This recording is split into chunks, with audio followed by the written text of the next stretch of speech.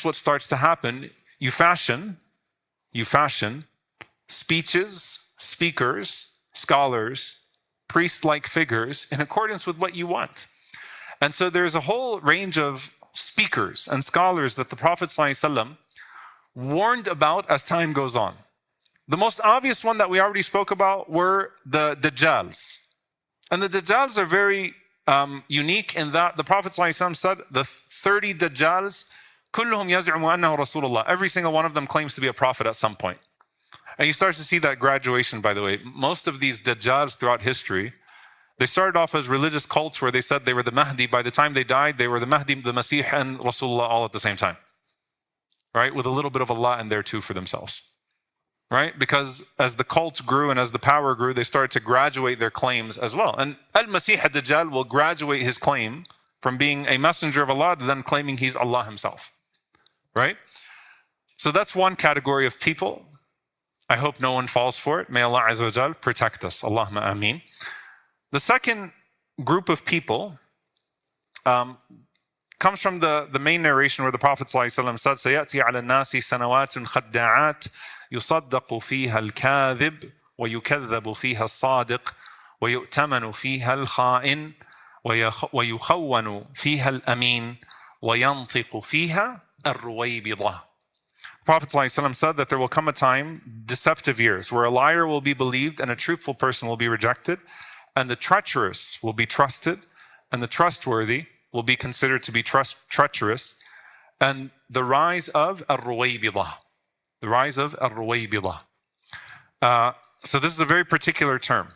And even the Sahaba, don't feel bad, even if you know Arabic, the Sahaba said, وَمَا الرُّوَيْبِضَةُ? Who are al-Ruwaybidah? The Prophet ﷺ said, الرَّجُلُ التَّافِهُ فِي أَمْرِ الْعَامَةِ.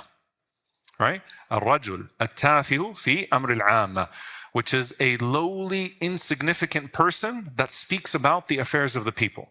Basically, a degenerate that's also a public commentator, but has a platform with that public commentating. Really important here. Now, when we get into the specifics, especially when we talk about the Khawarij, you'll start to find categories. So, حدثاء الأسنان, right? سفهاء الأحلام, babies, young people that also speak of big dreams and big promises, right? So speak big, but do nothing, right? Tend to be young people that are very aggressive, but that's in the particular line of khuruj, of khawarij, and people that actually lead to extremism, which will be a separate lecture at some point, bidnillahi ta'ala. But I just want to talk about al-Ruwaybidah in particular. In one narration, it's the Prophet ﷺ said, "As-safihu yatakallamu fi amri al-'amma." It's a foolish person who speaks about public affairs. So Ibn al-Athir, rahimahullah, he said someone who's vile, like who's fahish. And so, like, you can't be a speaker of religion when you're not even fulfilling what a Muslim is supposed to talk like. وَلَيْسَ الْمُؤْمِنْ بِالطَّعَانِ. A mu'min is not someone who's aggressive, la'an, who curses. He's not fahish, he's not badhi, he's not foul, he's not abusive or aggressive with his language. So if a mu'min is not that, then how can a person who is speaking about Islam basically violate all the principles of how a believer is supposed to speak in the first place, right? So that's the first red flag, right? Now, the thing is, though, is that the ulama start to go on and they give more explanations. So someone who's vile, someone who's arrogant, someone who's petty, someone who's unqualified. Now, what's the difference between Ruwaybidah and Sufaha? Because Allah Azza wa Jal talks about the Sufaha in the Quran. سَيَقُولُ السُّفَهَاء, right? The fools. The difference between the Ruwaybidah and the Sufaha is that, unfortunately, the Ruwaybidah actually are listened to. They have a platform. They have a voice. They have a YouTube channel. They have an Instagram account, right? They get a lot of clicks and a lot of views. They're on TikTok, okay? Ruwaybidah have a platform, and this is directly tied to the death of the ulama, because when people of weight disappear, then people who are weightless rise, right?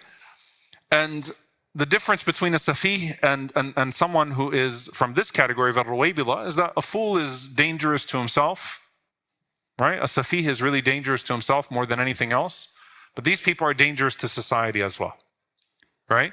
And this is something that the ulama talk about, the difference between jahl basit and jahl murakkab, someone who's simply ignorant and then someone who's compoundedly ignorant. But that's still to himself. This is a fool with a platform. Linguistically, I was looking into the meaning of this word ruwaybida. It's the tasghir of rabida. And this refers to someone who remains low. Now, remains low, rabida, is lowly in their manners, but there's another, subhanAllah, element to this. Some of the ulama said that قيل إنه قيل للتافه من الناس رابضة ورويبضة لربوضه في بيته وقلة انبعاثه في الأمور الجسيمة. To translate that basically in brief, that this is a person who sits back and comments on big things instead of taking on the weighty matters, which kind of fits the profile, right?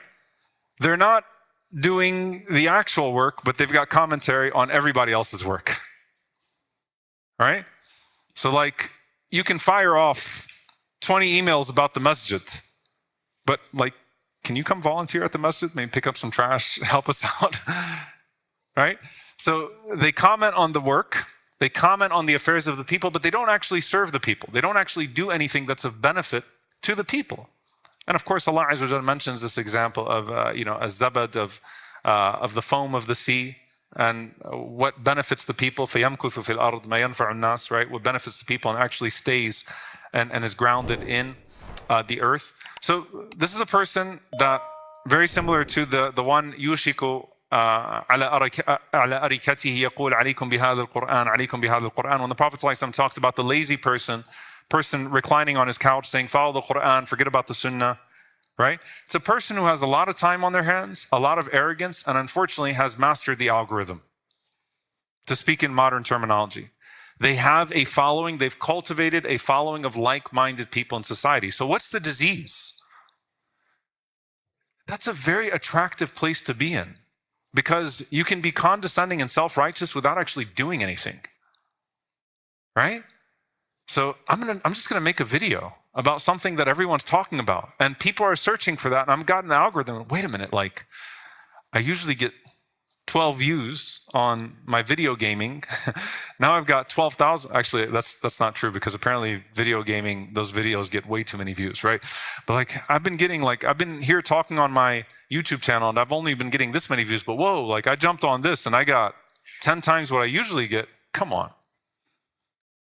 Where's the ikhlas in that? Like, this is nice. I'm onto something here. Let me jump on. And then, so you cultivate a following of people like you, like-minded people, right? So may Allah protect us. This is one group of people that are mentioned. Basically, insignificant people that are given significance because they're loud. And that's a dangerous precedent in our community, and we should never, like, this is a rule of thumb, never give someone weight because they're loud. Not in the capacity of a local masjid or in the capacity of online. That should not be your CV, that you just make a lot of noise and you stir up a lot of fitna and trouble, so now we have to consider that. No, that's not the way that this works. Someone who's muttaqi, someone who prays in the masjid, who's vested in the masjid, their opinion should matter more. Someone who is involved in the da'wah, their opinion should matter more about the da'wah. Someone who's trying to do good and stuff, their opinion on politics should matter more, right? But never in our Islamic ethos do we give credence to volume. Like, you're just loud, therefore we're going to have to listen to you. That's not the way that this works. Credentials don't work that way in Islam. There's another narration, but it's mursal. There's a weakness in its chain, but its meaning is correct. من أشراط الساعة أن يملك من ليس أهلا أن يملك ويرفع الوضيع ويوضع الرفيع. That one of the signs of the hour is that the lowly will be raised. Okay, يرفع الوضيع ويوضع الرفيع, and the person who's noble will be put down. So noble people are put down and lowly people are actually elevated, right? May Allah protect us. So that's one group of people the Prophet ﷺ told us about. Another one group of people that we're warned about are storytellers. Storytellers. This is a dangerous category because what's wrong with storytellers? And this is one of those that, like shu'ara, like poets, you have to break into two categories. Allah Azza wa Jal says, نَحْنُ نَقُصُّ عَلَيْكَ أَحْسَنَ الْقَصَصِ بِمَا أَوْحَيْنَا إِلَيْكَ هَذَا الْقُرْآنِ. We narrate to you the best of stories through what we have revealed to you of this Qur'an. The accusation against the Prophet ﷺ was what? That he's saying أَسَاطِيرُ الْأَوَّلِينَ. These are just stories. He's just sharing fables from the past. So you have this ayah, you have what the Prophet ﷺ was accused of, but then you also have a category of storytellers. So what is the difference between praiseworthy storytellers and someone who is qassas, someone who is giving stories in a way that's not praiseworthy? The very first thing that you'll find in Tafsir Iman al-Qurtubi rahimahullah ta'ala of ahsan al-qasas, of the best stories, is that they're true. They're true, right? So these are not, Allah did not make these things up. The story of Yusuf alayhi salam is not made up. The story of Isa alayhi salam is not made up. Allah is giving us ahsan al-qasas. He's giving us true stories of Musa alayhi salam and things that only he could have known about him alayhi salam. His private thoughts, his private du'as, how Yaqub was crying and what he was saying to himself, how Yusuf was dealing with being thrown into a well.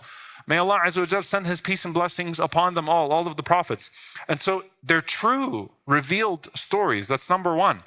Number two, beneficial. Why was Allah Azza wa Jal giving us these qasas? To guide us towards action. There is irshad, right? There is benefit in what we are being guided to. So Quranic storytelling is, number one, true. Number two, beneficial, right? In that it guides us, it admonishes us to something that we may be doing that's wrong, or towards something that is good, right? And so like someone who is known as like a mudhakkir, someone who gives reminders. Allah Azza wa Jalla says to the Prophet ﷺ, فَذَكِّرْ, right? You are mudhakkir, you're someone who gives tazkir. But it's actually not a praiseworthy category of people if there isn't proper verification done in the process of doing tazkir or wa'ad, right? People that give wa'ad, like the Quran is wa'ad. It's an admonition. So whether you're talking about qasas or tazkir or wa'ad or this category of things, what makes it condemnable is, again, whether it's false, right, true or false, and number two, what it actually leads you towards. So Imam al-Jawzi rahimahullah, he talks about this in detail, and he says that the people who were known as the storytellers were people that expanded their stories well beyond what was actually documented, right, in the process of entertainment and basically gathering a following in the process. So they take a handspan and they turn it into an arm's length. One of the scholars mentioned something like that, like about the qasas. So it's totally manipulative, and it's like how everyone has these weird stories of Musa alayhi salam that have circulated on WhatsApp. May Allah protect us. Sometimes you cringe because you'd hear them like in a reminder after Salat al-Isha. Sometimes maybe someone has good intentions, by the way, but the person that started the story is to blame for the story spreading, right? But the point is like just expansive, long, weird stories. Sometimes they sound weird about the prophets, about the family of the Prophet ﷺ, about the companions of the Prophet ﷺ. So they mix up a lot.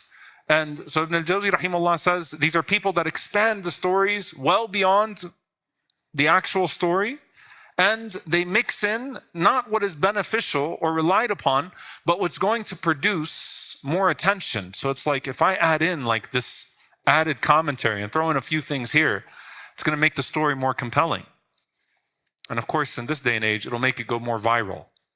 Now, back in the days, storytellers would command places in the public square. And again, good storytelling is beneficial. Imam Ahmad rahimahullah, he was asked about this, and he said, the one who reminds the people to fear Allah and about al-Jannah wa nar, and is sincere in his intention and is truthful in his narration, this is a person who I love.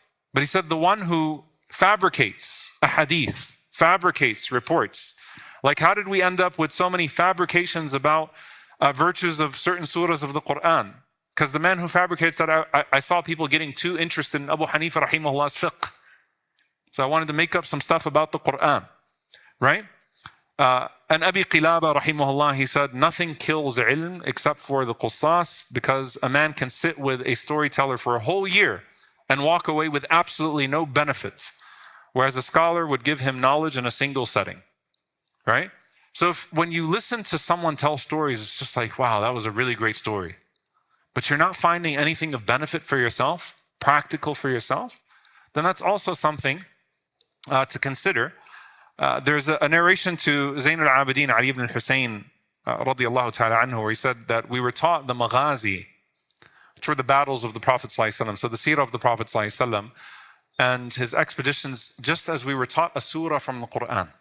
Some of the ulama mentioned that in that is not just the importance of those stories. Like when you learn seerah, when you learn seerah al-Sahaba, when you learn the seerah of Ahl al-Bayt, when you learn the seerah of the Anbiya, right? The prophets before. There's so much benefit in there, subhanAllah. Like it's so life-giving. Everything from their lives. Like there's nothing you can read from the companions of the Prophet ﷺ. It's not just giving you some perspective in your own life. It's so beautiful. It's so instructive. Instructive is the word that I'm looking for, right? But he's saying the way we were taught a surah of the Quran is not just the importance, but also precision, right? The way that these stories get passed down. And so that's why you can praise the proper storytelling, and you avoid the type of storytelling that the Prophet ﷺ condemned. There's a narration from the Messenger ﷺ, لا يقص على الناس إلا أمير أو مأمور أو مرائي. The Prophet ﷺ, in one narration, أو مختال, that no one should narrate the stories to the people except for a ruler, meaning an authority, or someone that's been appointed, or an arrogant person. And the way the scholars broke that up is that that third category is not a praiseworthy category. That third category is someone that's mura'i, or mukhtal, someone that's trying to get in there, right? By gathering an audience in the process. So storytelling is powerful, it's necessary, it's part of our deen, but it's also amana. It also has the trust of knowledge to it. And so it's important to actually pay attention to it. So what are some modern day categories of stories, subhanAllah, that match? Like when you read Ibn al-Jawzi, rahimahullah, he talks about talbis iblis in this regard, right? He says, what are the stories that typically come? It's so common, right? Strange miracles, right? Strange miracles. So al-ajaib. Like, what are these weird things that you're talking about, right? And you know what that does? It discredits the whole body of knowledge, right? It discredits the whole body of knowledge. Or entertainment. I love that sheikh. Why do you love that sheikh? He's so funny. By the way, that's not a knock on the sheikh. Maybe he's saying some really beneficial stuff, but you're only hearing the funny stuff. We've had funny ulama in the past as well. We have funny ulama today, right? So it's not that, like, subhanAllah, our deen has different personalities, but that's why, right? Or outrage. So you know what outrage is? I once saw this man and he said this, and that. So you create like a caricature where you become the hero in the story, or like some extreme example of that can stir outrage amongst the people, so that you can then attack that outrageous story, which gives you a sense of authority. SubhanAllah, these are the same things that modern storytellers will use, the same devices that will be employed, right? So it's not entertainment. Stories are not meant to be entertainment. They're not supposed to produce false courses of action. They're supposed to be rigorously verified. And you have to be careful with this. There's a funny story I'll share, by the way, and this is a story from Tarikh Baghdad. I have to give a source because I'm talking about storytellers. Imam Abu Hanifa, rahimahullah ta'ala, and he is who he is.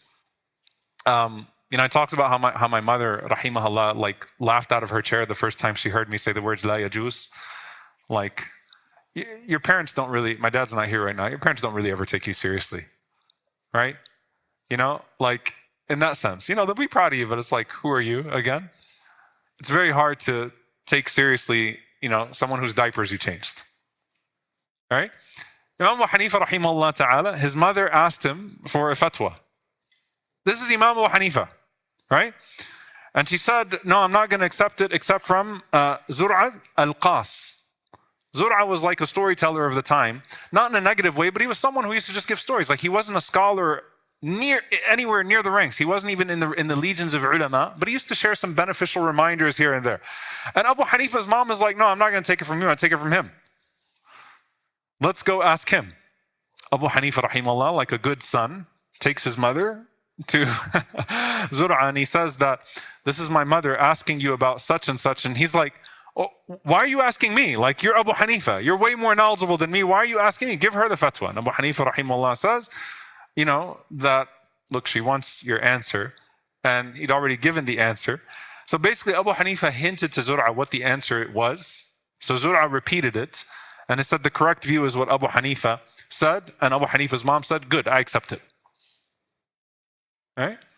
So it's sort of like, at the end of the day, right, there's something very compelling about storytelling, but just make sure that it comes from truth and it produces truthful courses of action. May Allah Azza wa Jal protect us. Allahumma ameen. The third category are poets.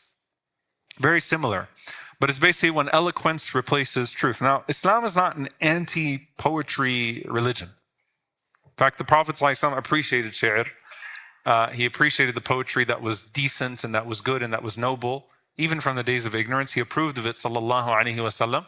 And the Quran distinguishes between false poets and truthful poets, right? So ash-shu'ara, when you have the poets that use their eloquence to solidify falsehood in society, that's a problem. When you have poets that defend truth, like Hassan ibn Thabit and Abdullah ibn Rawaha and Ka'ab, may Allah be pleased with them, that's a different category of poets, right? So poetry with guidance is different from poetry that is intended to sway people towards misguidance.